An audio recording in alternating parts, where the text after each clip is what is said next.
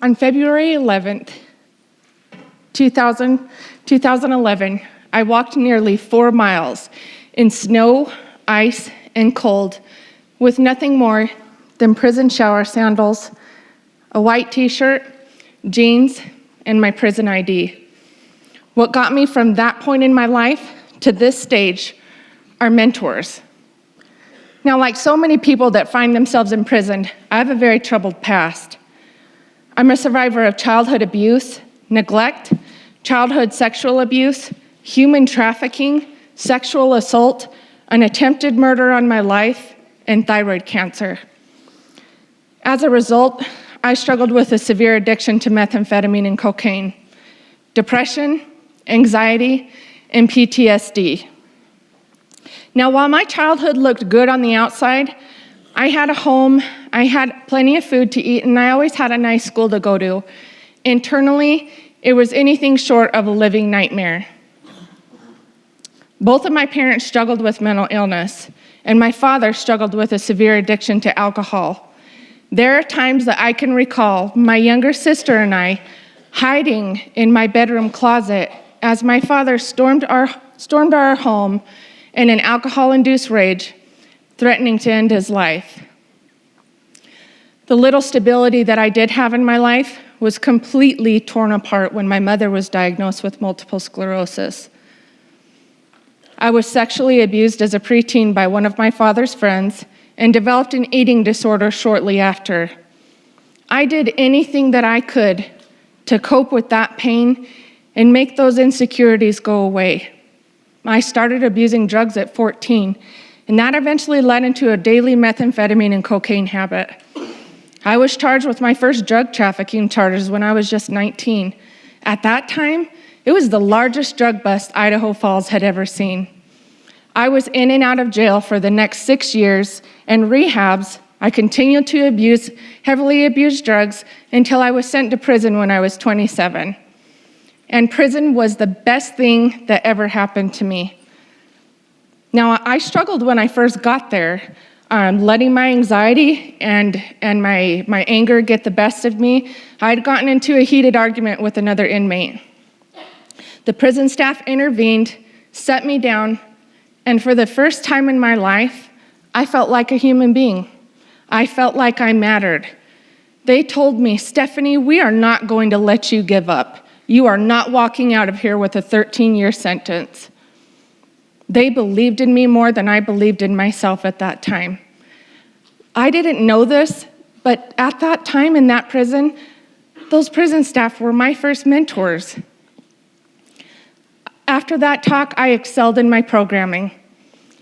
And I finally felt like I had some strength that I could succeed when I got back out in the community. But I was still terrified. I didn't want to go back to the same place that I had spent so long, not only destroying my life, but literally poisoning my community. I had a solid release plan when I came out of prison, but when I got back to Idaho Falls, it completely fell apart. My housing had been given away to another person that was in need of housing due to the high demand for housing in our community. I was to check in immediately with my probation officer upon my release. Now, I've been through a lot of scary things in my life, and by far the scariest was the uncertainty that I faced on that cold 4-mile walk to the parole office. I got to the parole office and I picked up the phone in the lobby, and I called my PO to let her know that I was there. She came out into the lobby, and everybody started vying for her attention, trying to ask her questions, and she silenced the room. She said, "Everybody stop." And she took one look at me. The expression on her face was furious, and it was entirely focused on me. And I was petrified because I had disappointed her so many times. I thought she was angry because she had to supervise me again. Even she had even fought with her boss to not have me on her caseload again. But she wasn't angry with me because she was going to have to supervise me again. She was angry because she didn't understand how I could be released back into the community with the clothes that I had on and nothing in my hands. She asked me, "Stephanie, what are you doing here dressed like this? It's freezing outside." And in front of this lobby full of people, I just started bawling. The only thing that I could say to her was, Sarah, I don't have anything. I had no food, I had no home, I had no clothes, I had no money, I had no car. The only identification that I had was my prison-issued ID. And I had absolutely no one that I could count on. She took me back in her office, and my probation officer didn't allow me to leave until I had all of the resources I needed. That night, I knew I had a warm place to stay, I had food, and I knew that I could meet with her the next day. My probation officer was my biggest advocate in my recovery. She was there to support and guide me. She connected me with valuable resources in the community so that I could obtain gainful employment and enter into higher education. She has supported me through my entire college career. The former Idaho Department of Corrections director believed in me so much that he allowed me to complete a criminology internship within the department. He's continued to be one of my biggest supporters and biggest mentors in my life. And the current director of the Idaho Department of Correction is one of my biggest supporters, and I know that he believes in me.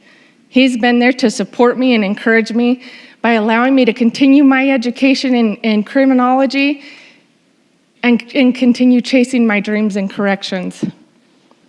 My program manager, the District 7 probation and parole manager, section supervisor, they've all been my advocates.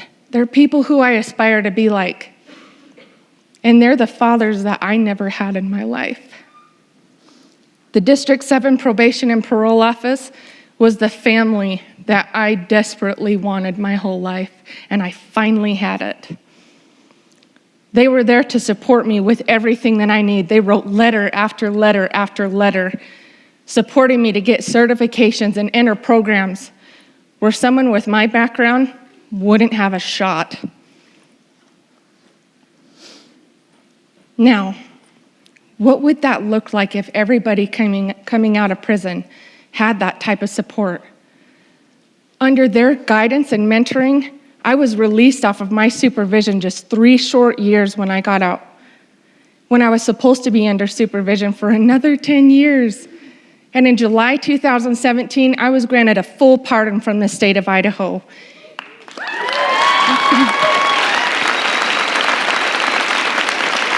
And in December 2017, I was granted another full pardon from the state of Montana.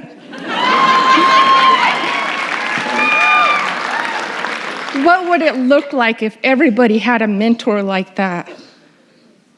What would it look like if everybody coming out of prison knew that they could obtain gainful employment and enroll in higher education?